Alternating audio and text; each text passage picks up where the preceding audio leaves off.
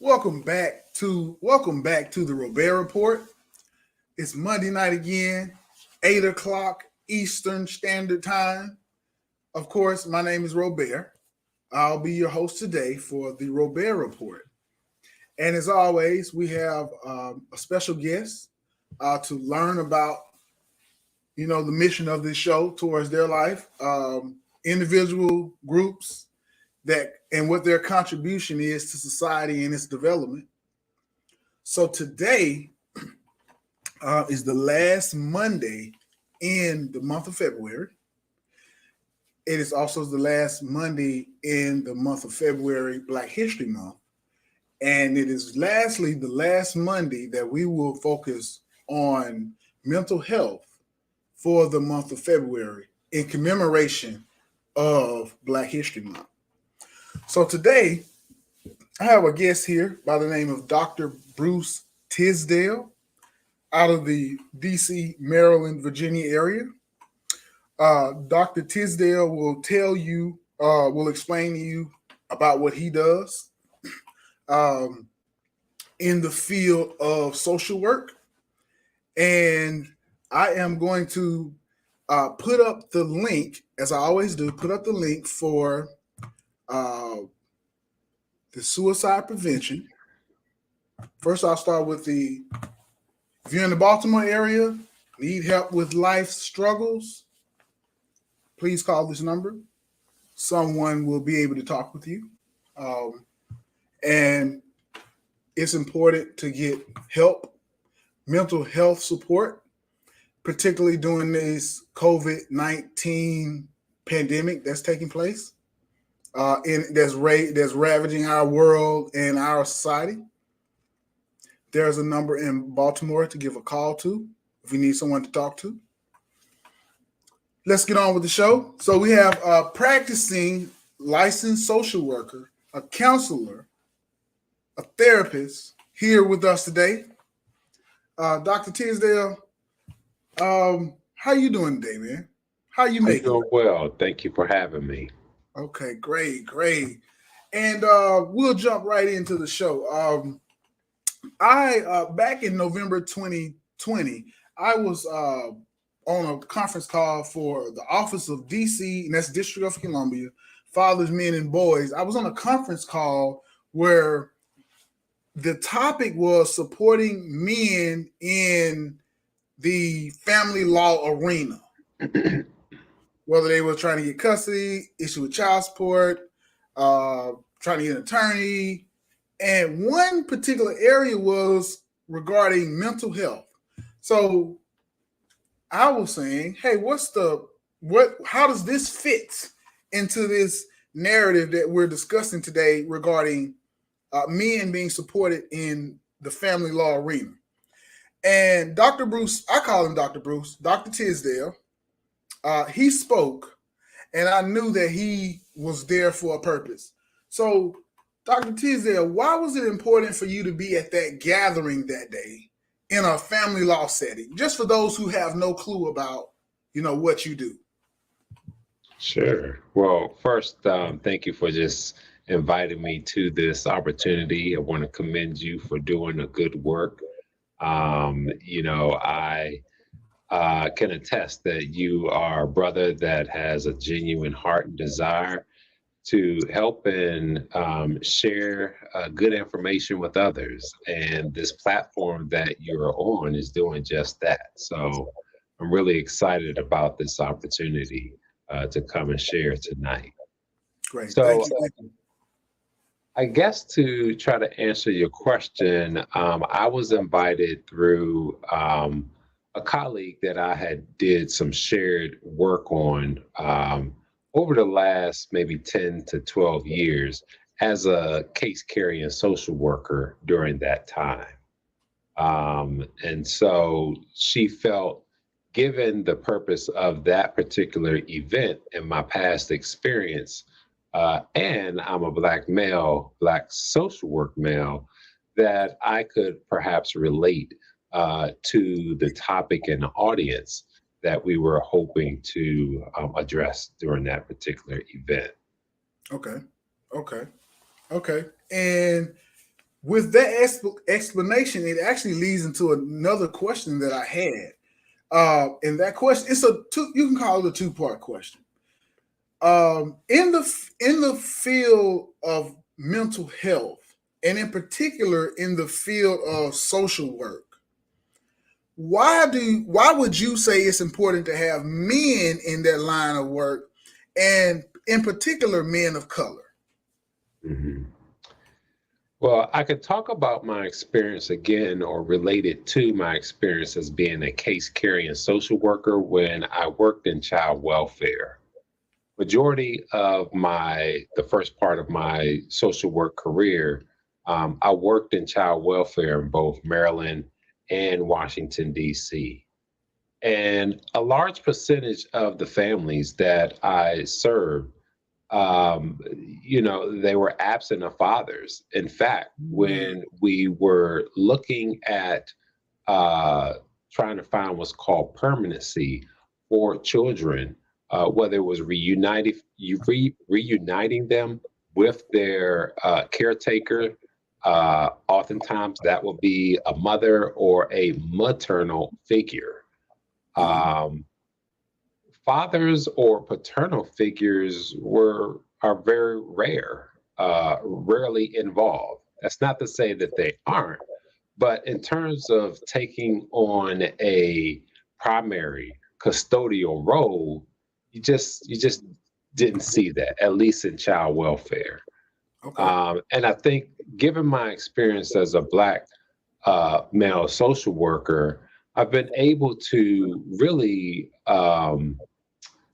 ask the simple question, where's dad? Um, Mm. because just because they weren't involved doesn't mean that they did not want to be involved. Wow. And so, just by simply asking that question, we were able to uh, bring those dads in, or those paternal figures in, so that Wow. they could have some involvement in their child's life, even if they weren't considered a viable permanency option for their child.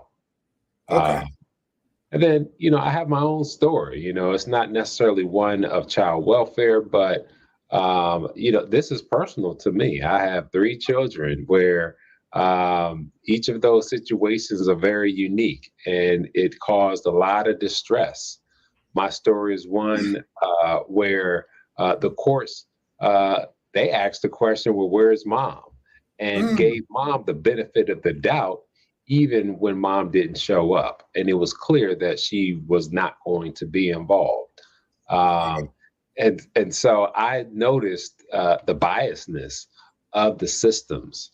And so I've really dedicated my career to making sure that fathers or paternal figures have a voice, particularly those of color. Okay. Okay. Wow. So similar to an expression I've heard before, where they say giving a voice to the voiceless. Would that be something that you could see yourself have identified with that expression? Yeah, absolutely. For many good reasons, fathers, don't want to get caught up in this process, right? But it's necessary that they have representation Okay. that lifts up their voice and honors their contributions that they bring to the lives of the children. Okay. Wow. Doctor Tisdale, I'll call you Doctor Tisdale for the. Oh yeah, let me do this real quick, 35 seconds. We are live streaming to Facebook, YouTube, and we're newly live streaming to Twitter. That information just came across my desk and a few of other people on our network desk, that you can actually live stream to Twitter. So we're on Twitter as well. Check us out, Black USA News on Twitter. We'll get back to the show. All right. So one thing that did impress me about meeting you was that you graduated from Howard University. That's my undergraduate. So I'm a full-time son. I graduated very well. I had a good GPA. I don't have no hard feelings. And when you told me that, I was like, wow. I've always walked past that social work building right on the corner. You have to pass it coming into the campus, but never really gave it any thought. Never, and not because I didn't care, because it's because I didn't know. Right. And that building means a lot sitting on that corner. Let me ask you this. So I know you're LCSW. All right. And what other social work designations do you hold for the field? And so when I say that, what designations do you hold? And also as a way to share with others who may be interested in learning more about going into social work, what are some of the different paths that they can take? Mhm. So I guess maybe let me just back it up a little bit and share what my educational journey has been and how it has landed me where I am currently. So I have an undergraduate degree from my undergraduate alma mater, Bowie State University, in psychology. I actually have a bachelor's of science from Bowie. Then from there, I've always known that I wanted to go into counseling. Okay. And so, interestingly, you would think that I would have gone into counseling for my master's. But the guidance that I received in undergrad was to go the social work route. Mm, Because as a social worker, I could do all things, as we refer to it in the field, right? So okay. case management, counseling. I think our class president at the time, was a principal of a charter program, and many other things. It wasn't as limiting Okay. as potentially a counseling degree would be. And so I went on to Howard University, where I obtained my master's in social work. From there, you have to obtain a license in order to work technically as a social worker. And so Okay. I was licensed as a licensed graduate social worker right out of grad school. I did that for a few years because it took me a few years to get my independent license clinical social work, but I got it right, Okay. and I plan on keeping up my hours and my training, paying them hefty fees every 2 years. Hmm. And so that led me directly into case carrying social work, as I shared earlier, Hmm. particularly in child welfare. From there, I simultaneously started working in an outpatient mental health program as a therapist, Okay. doing house calls to Mm, children and youth, and very few adults at that time. Again, I always knew that this was the path that I wanted to go. But then I got into emergency room, doing some work there, PRN. I've worked in government on a macro level around policy development and agency organizations. Um, and then all that time I was developing my private practice. okay. And so in August of 2015, I officially applied for my business license and made it official, and we've been going strong. Now I have a Okay. practice now of um, at least 8 clinicians working Mm, alongside me, several master level interns that also have come through my program and currently working within my practice. And so we've, Dr. Bruce, I want to uh-huh, stop you real quick. All right. sure. Because you just said something that was powerful. I mean, you experience it every day. So I don't know if you realize how powerful it was what you just said, but in 6.5 years, to August 2015, is that date correct? Correct. It's tomorrow will be March 1st, 2022, and you work alongside 8 other clinicians Mhm. and you have master's degree or master's seeking students operating with you all in this field of mental health. Is that correct? That is correct. I mean, that is so powerful because that is you just said that you went down to get yourself a business license. That's very important, for the paperwork side. You already had these experiences on your academics and as well as professional. You melded or gelled the two together to create a source of income for yourself where you're actually helping the community out. Is that correct? That is correct. Yes. Wow. Okay. That is a topic that is rarely ever discussed by Yeah. you're a black man and working with 8 other people as clinicians, and you have people who are working with you who are master's degree or master's degree seeking students, and you all are working with people to help out in the mental health field.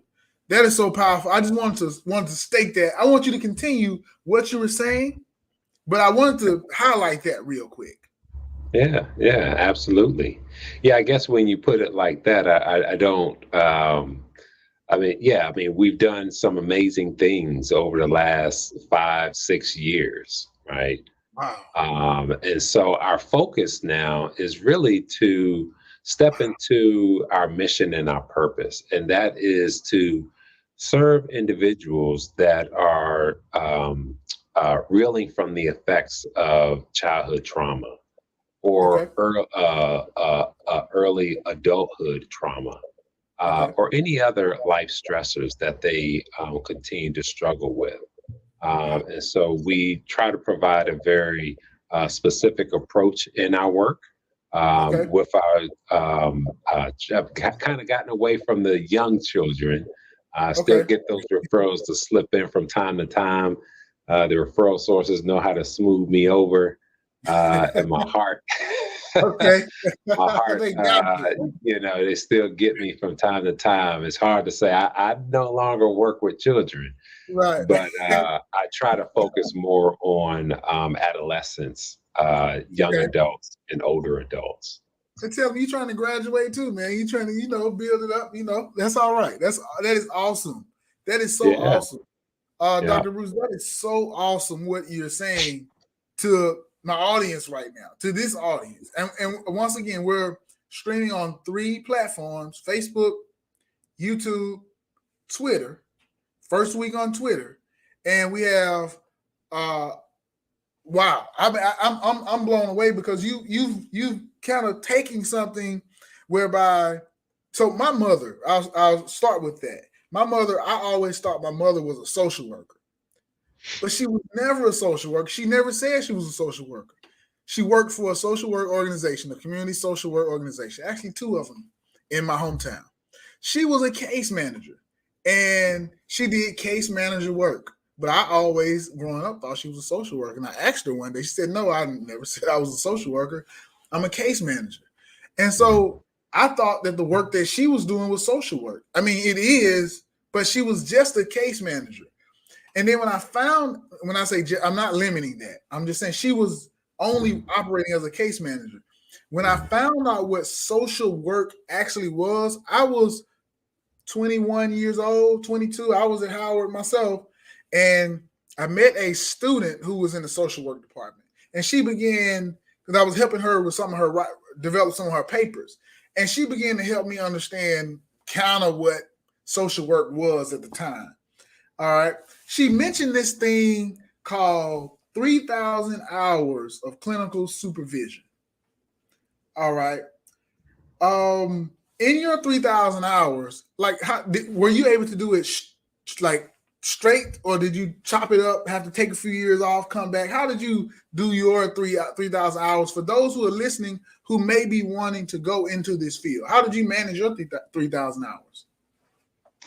right. So what you're referring to is the postgraduate level requirements towards becoming independently licensed. Uh, and so those 3,000 hours for me came very easily because I Okay. was working 2, sometimes 3 different jobs. Wow. And so my clinical hours, direct clinical hours, added up in just a little less than 2 years. My Wow. challenge was passing the clinical exam. Right? Okay.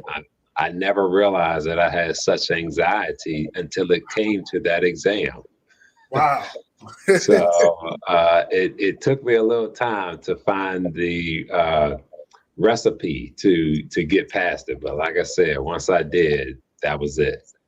Okay. Okay. That's important that you brought that up about the test because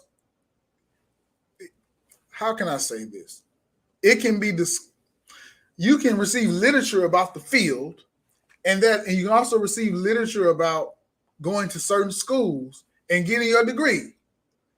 But when it comes time to taking that big test that you have to take to be proven in the field, sometimes all of that work that we've done, it doesn't measure up because we can't pass that test on the first time, second time, and I'm sure some people are taking it three, 4, and 5 times.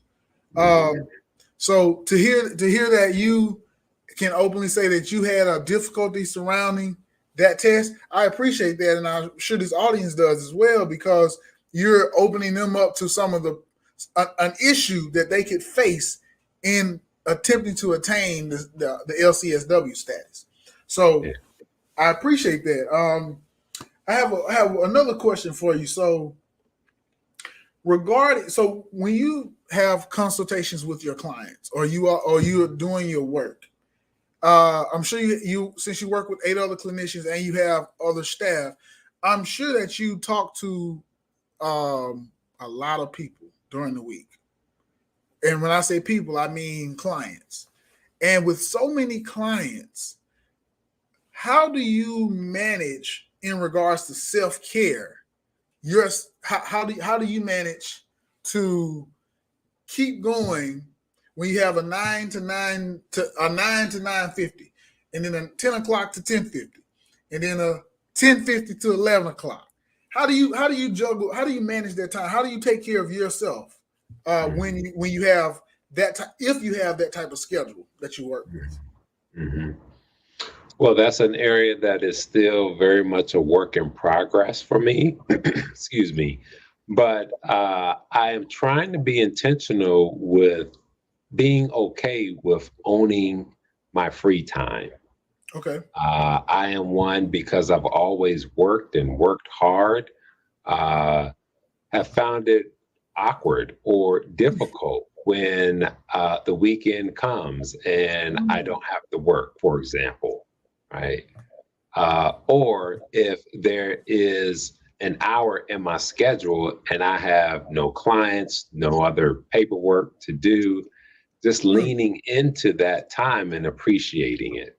That is still okay. something that I find myself trying to be okay with. Some days I am, and other days not so much.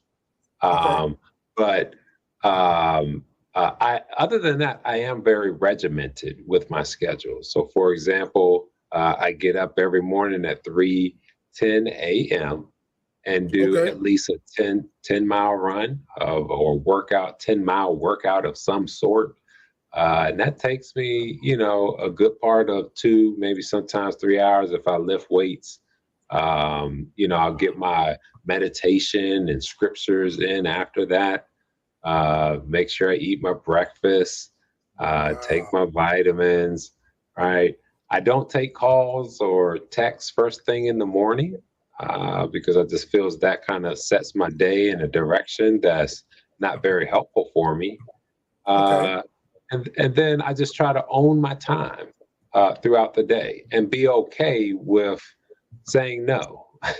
Okay. Again, that's still an area that I'm working on, but I'm being more cognizant and intentional about it every day. Okay.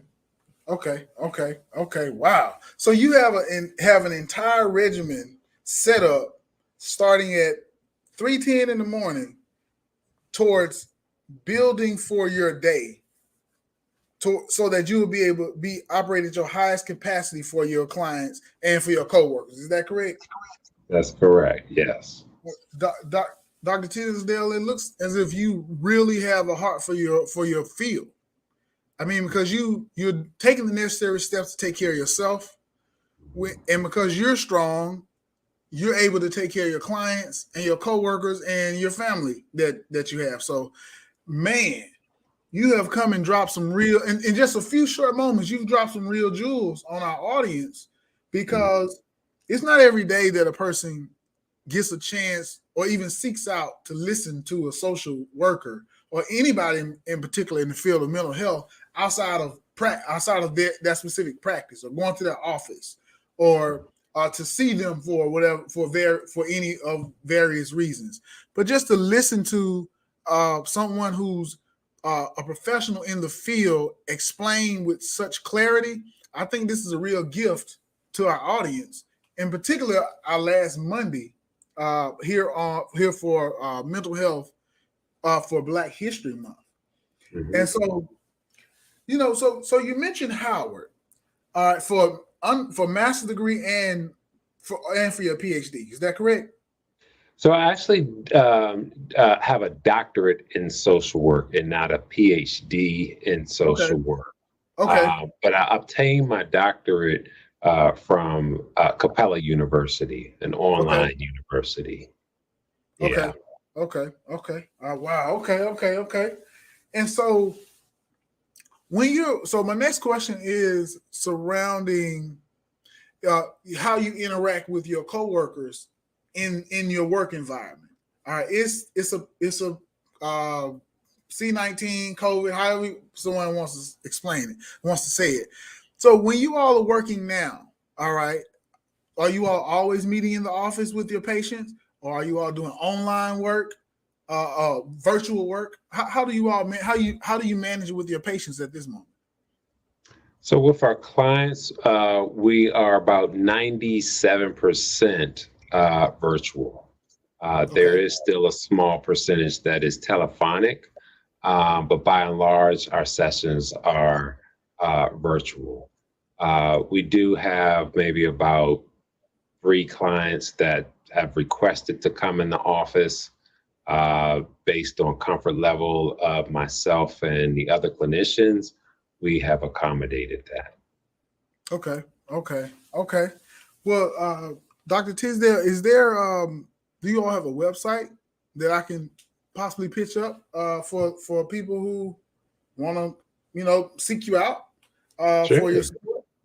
Yeah, absolutely. Okay. It's Hope, HOPE, the number 4, Okay. YOULLC.org. .org. Yep. So Yeah. I'm going to put this up on the screen. I'm also going to write in any information that you're comfortable sharing with me into the chat, so that people can reach out to you. If you have any information that you would like for me to put into chat, I can do at this moment. Okay. Or they can just call me directly. One of the parts of our mission is to offer convenient access to mental health treatment. We don't want we want to try to remove any barriers that may exist for someone. Okay. Sometimes particularly people of color, we may have been thinking about reaching out for help at some point. And, we feel like, well, this isn't the best time. It's late at night. If you text me, I will respond. That is a cell phone number that you see there. If you shoot an email, you will get a response. So, there's more than one way to reach out, is my point. Okay. Wow. So for those in the audience, this is a brilliant website. It has contact information at the top as well as bottom. You can find hopeforyoullc.org on Facebook, looks like this is Twitter and Instagram. Facebook, Twitter, and Instagram. They also have on here the hours that the office is available, as well as they may be open on weekends by appointment only. This is awesome. At the top, you can submit your referral for your interest in working with this office. And in the middle of the page, near the bottom, they have a services tab. I would suggest for those who may be looking for some support or looking for a consultation, looking for a new home, if you can call it that, www.hopeforullc.org. Looks like a great opportunity for anyone seeking support. As I say, I heard Dr. Tisdale speak at an event, a virtual event, about a year and a half ago. Was really impressed, thought about it for a while. And when I got this show, I said, one person I am going to bring on to talk for today, as well as for the near future, is Dr. Tisdale. So thank you so much, Dr. Tisdale, for coming and sharing with us today about your experience in the field of social work. I know you say you get up at 3:10, so you up in a few minutes. So hopefully we didn't carry you too long. Lastly, go ahead. No, it's been a pleasure. Thank you again for the opportunity. All right. And before we leave, I will say welcome. Thank you to Be More News. Let me see, get it right. We had an award ceremony this past Wednesday in Baltimore at Collins.